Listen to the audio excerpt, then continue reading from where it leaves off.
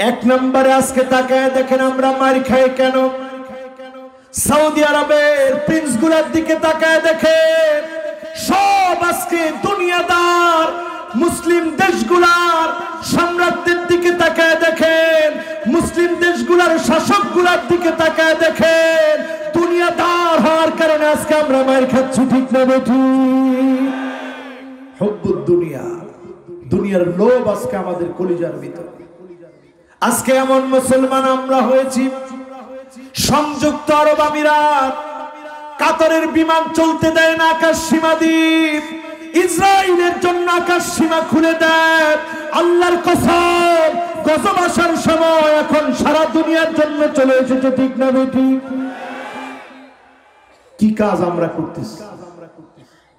আকাশ সীমা খুলে দিয়েছে ইসরায়েলের জন্য। ইসরায়েল নতুন করে মরক্কোে ঢুকেছে, সেখানে এম্বাসি করবে। আগামী দিনে আশঙ্কা করা হচ্ছে সুদানকে তারা তছনছ করে দিবে। এটা আমি আগাম বললাম, মনে হচ্ছে এমন। ইয়ামানকে যেমন তারা তছনছ করেছে, সিরিয়াকে যেমন তারা তছনছ করেছে, ফিলিস্তিনকে যেমন তারা তছনছ করেছে, মুসলমানদের অতীত ঐতিহ্যের আরেকটা দেশ সুদানকেও তারা তছনছ করবে, সোমালিয়াকেও তারা তছনছ করে দিয়েছে, গোটা দুনিয়াকে তারা তছনছ করে দিচ্ছে, ঠিক না বেঠিক? এর অন্যতম কারণ হুব্বুদ দুনিয়া। ওই সমস্ত শাসকদের দুনিয়ার লোভের কারণে ইসলামের বিপক্ষে চলে যেতেও তারা এক মুহূর্ত চিন্তা করে না, ঠিক না বেঠিক? দুই নম্বরে আমার ভাইরা, যেই কারণে আমরা মার খাচ্ছি নবীর ভবিষ্যৎবাণী থেকে শুনেন, কারাহিয়াতুল মাউত। এই জমিনটা কার? কথা কয় না, কার? এই জমিনে দ্বীন কায়েমের জন্য সাহাবায়ে কেরাম যেভাবে রক্ত দিয়েছে, দ্বীন কায়েমের জন্য রক্ত দেওয়া লাগবে। বহু মুসলমান মনে করে শুধু নামাজ, রোজা, হজ, যাকাতের মধ্য দিয়ে জান্নাতি হবে, জমিনে দ্বীন কায়েমের জন্য কষ্ট লাগবে না, রক্ত দেওয়ার দরকার নাই। রক্ত দেওয়ার দরকার আছে। কারাহিয়াতুল মাউত, এই জমিনটা যার, জমিনে দ্বীন কায়েমের জন্য কখনো কখনো রক্ত দিতে হয়, ঠিক না বেঠিক?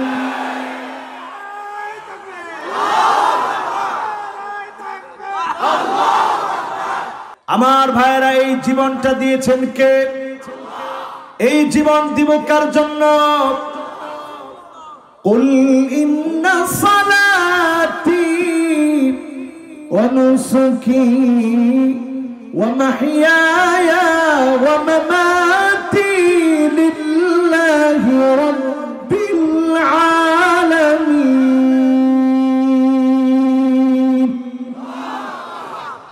আমার নামাজ কার জন্য? আমার কোরবানি কার জন্য? আমার জীবন কার জন্য? আবার যদি এই জীবন দিতে হয় একমাত্র শুধুমাত্র দিব কার জন্য? এটা যখন মুসলমান ভুলে যাবে, সারা দুনিয়ায় মার খাবে। এখন আমরা খাচ্ছি কি খাচ্ছি না? তাকায় দেখেন সিরিয়ার দিকে। বাঁচা লাগবে আমার নিজের, বাঁচা লাগবে আপনাদের সকলের। একজনও বাঁচতে পারবেন না। আযাব যখন আসবে, যিনি চতুর্দিক থেকে পাকড়াও করবেন তিনি কে? করোনা আসার পরে টের পান না? বলেন, টের পান না? ইয়াউমা ইয়াফিরুল মারউ মিন আখিহি ওয়া উম্মিহি ওয়া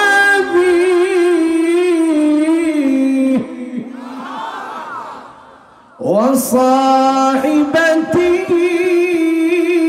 وبنيه।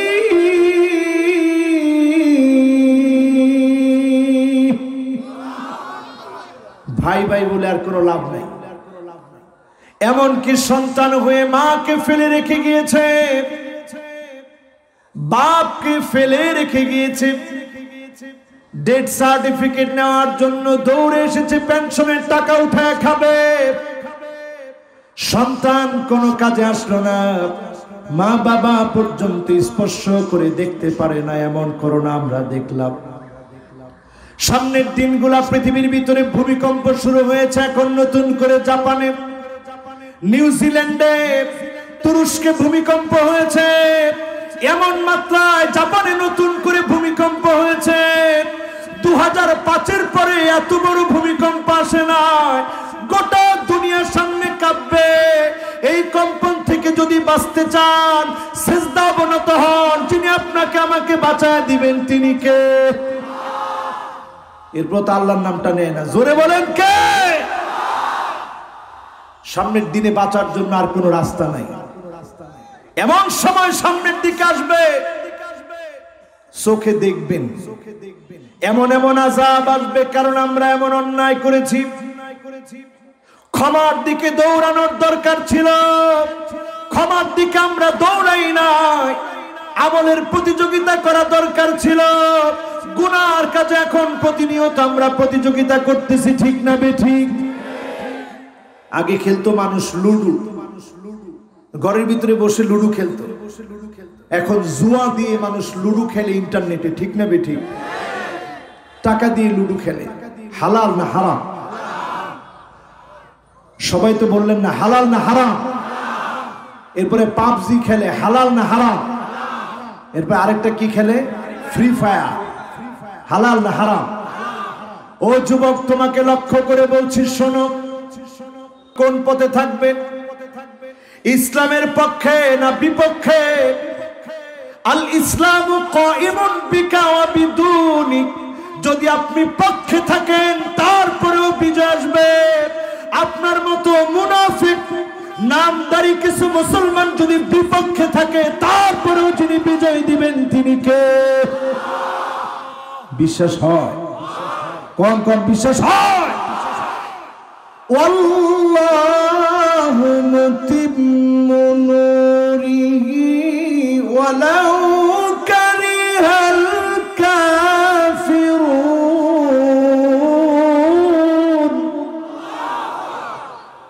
আপনি যদি নাও চান, আপনি যদি বিরোধিতা করেন, ইসলামের বিজয় যদি আপনার সহ্য না হয়, আপনি জেনে রাখেন অবশ্যই অবশ্যই যিনি ইসলামকে বিজয়ী করবেনই করবেন তিনি কে?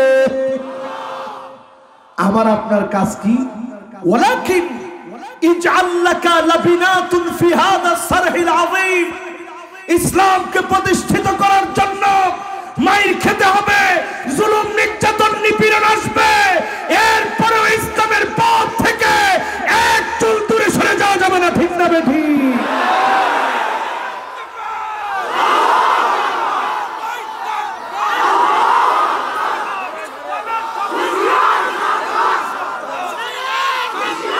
যদি দূরে সরে যান, মুসলমান আজকে তাকায় দেখেন আমাদের দেশের শিক্ষা ব্যবস্থায় এমন কিছু উল্টাপাল্টা লোক আছে যারা ধর্ম শিক্ষাটাকে এখন ঐচ্ছিক করতেছে। এখন বলেন অতিরিক্ত সাবজেক্টের প্রতি আমাদের মহব্বত কম না বেশি? কথা বলেন, চিন্তা করে দেখেন মুসলমান, আজকে আমাদের কি ইসলাম থেকে যদি দূরে সরায় দেওয়া হয়, ইহুদি খ্রিস্টান বৌদ্ধ তারা খুশি হয়ে যাবে। কিন্তু এমন একটা সময় আসবে, যদি আলেম ওলামারা কথা না বলে, এমন একটা সময় আসবে যখন ইসলামের ঐতিহ্য মুছে দেওয়া হবে, ঠিক না বেঠিক? বলবেন হুজুর এটা কেমনে সম্ভব? 92% মুসলমানের দেশে কেমনে সম্ভব? সম্ভব। তাকায় দেখেন উজবেকিস্তানের দিকে, তুর্কমেনিস্তানের দিকে, কিরগিজস্তানের দিকে, তুর্কিস্তানের দিকে তাকায় দেখেন। যেই দেশগুলা হাফেজে হাদিসদের জন্মের দেশ, যেই দেশে ইমাম বুখারী জন্মগ্রহণ করেছিলেন, যেই দেশগুলাতে জগৎ বিখ্যাত হাফেজে হাদিসরা জন্মগ্রহণ করেছে, ওই দেশগুলার আলেম ওলামারা যখন কথা বলা বন্ধ করে দিয়েছে, হক কথা যখন জবান দিয়ে বলা বন্ধ করেছে, ওই দেশের উপর আল্লাহর গজব পড়েছে। ওই দেশগুলা থেকে ইসলামের ঐতিহ্য মুছে দেওয়া হয়েছে, ঠিক না বেঠিক? এখন আমরা যদি বাঁচতে চাই, সামনের দিনে বিজয়ের জন্য আজকে থেকে নিজেকে প্রস্তুত করা লাগবে। ইজআল্লাকা লাবিনাতুন ফি হাদা সারহিল আযীম আইয়ুলকা ফিন নারি ফায়ুহরাক। প্রয়োজনে আমাকে আগুনের ভিতরে ফেলে দিবে, প্রয়োজনে ফায়ুহরাক আমার চামড়া পুড়ে ফেলবে, কিন্তু তারপরেও ইসলাম থেকে আমরা দূরে সরে যাব না। ঠিক না বেঠি? যদি আমার ঈমানটা এমন হয়, আহাব্বু ইলাইহি মিন আইয়ারজিআ ইলাল কুফর। হাদিসটা বুখারীর মধ্যে এসেছে, ঠিক আমার হাতের সামনে বুখারীর মধ্যে এসেছে, হাদিস নাম্বার 128।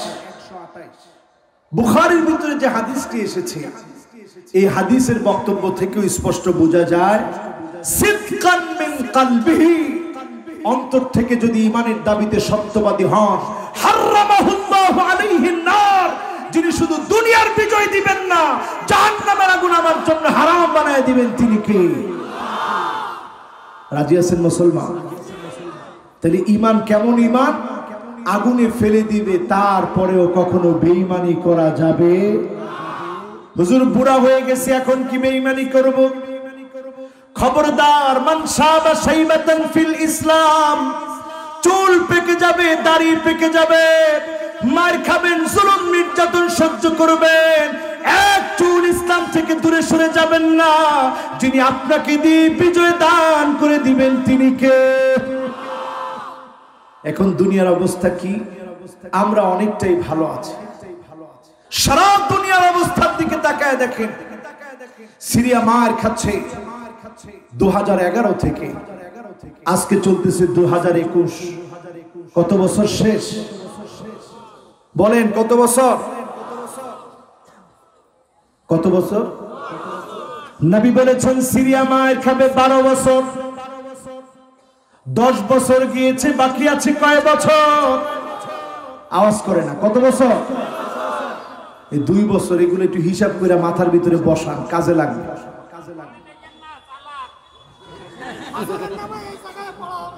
ওরে বাবা, কালকের মাহফিল নোয়াখালী, আমি ওই চিন্তা বাঁচতেছি না, কালকে কিরাম করে নোয়াখালী যাবো। এই যে মুরব্বী একজন চলে যাচ্ছে না, আসবেন আবার, তা কিছু করছে না তো। কত নাম্বার যাচ্ছেন তা দেখাই যান না। না, উনি যাচ্ছে তো যাচ্ছে, আর কিছু বলবেন না। আসেন তো আপনারা, বলেন আল্লাহু আকবার। আজকে আমরা ইনশাআল্লাহ কিছু কাজ নিয়ে বাড়ি যাব, যে কাজগুলো করলে অবশ্যই আল্লাহ বিজয় দিবেন। পড়েন ইনশাআল্লাহ। আমার ভাইয়েরা, আমার বন্ধুরা, এবার পয়েন্টে চলে আসেন। সিরিয়া মার খাবে কত বছর? আমি এই ওয়াজগুলা বেশি করি দেখে নানা ধরনের ঝামেলা আমার উপরে। কি ঝামেলা হুজুর? এই সমস্ত ওয়াজ করা দরকার কি? আচ্ছা বলেন তো, এই যে 12 বছর যাবে, এটাকে আমি বলেছি না রাসূল বলছে? আর আওয়াজ করে বলেন, আমি বলছি না রাসূল বলছে? এখন আপনি আপনার ক্যালেন্ডার দিয়ে হিসাব মিলান। 2011-তে মার খাওয়া শুরু, আজকে 2021 সালে 10টা বছর মার খেয়েছে, বাকি আছে কয় বছর? আর জোরে। এরপরে তাকায় দেখেন, সারা দুনিয়াতে অটোমান সাম্রাজ্যের শাসকেরা শাসন করেছে। একজন আতাতাইট, একজন মুনাফিক কামাল আতাতুর্কের নেতৃত্বে তুরস্ককে ধ্বংস করা হয়েছে, খিলাফতকে ভেঙে দেওয়া হয়েছে। আবার তুরস্ক গর্জে উঠবে, সারা দুনিয়ার মধ্যে মাথা চারা দিয়ে উঠবে। বলেন ইনশাআল্লাহ। এখন এই আলামত গুলা যখন সামনে আসতেছে, সামনে যখন এক এক করে আসছে, লুজান চুক্তি শেষ হয়ে যাবে, গোল্ডেন হর্ন বসফরাস প্রণালী পার হয়ে যাওয়ার সময় টাকা দিয়ে পে করে জাহাজগুলা যেতে হবে। ইউরোপের মাথার মধ্যে এখন আকাশ ভেঙে পড়তেছে। আগামীর দিনে গোটা পৃথিবীতে যিনি মুসলমানদেরকে নেতৃত্ব দিবেন, তিনি কে?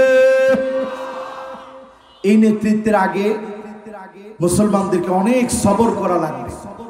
এখন কি পরিমাণ সবর মুসলমান করছে একটু তাকায় দেখেন।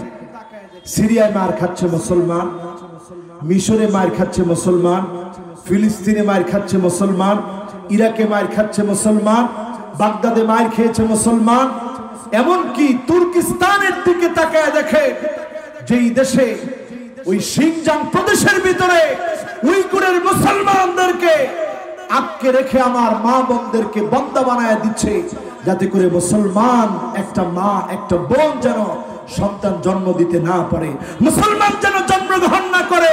তোমরা মুসলমানকে আটকে রাখতে পারবে না, যিনি আগামী দিনে বিজয় দিবেন তিনি কে?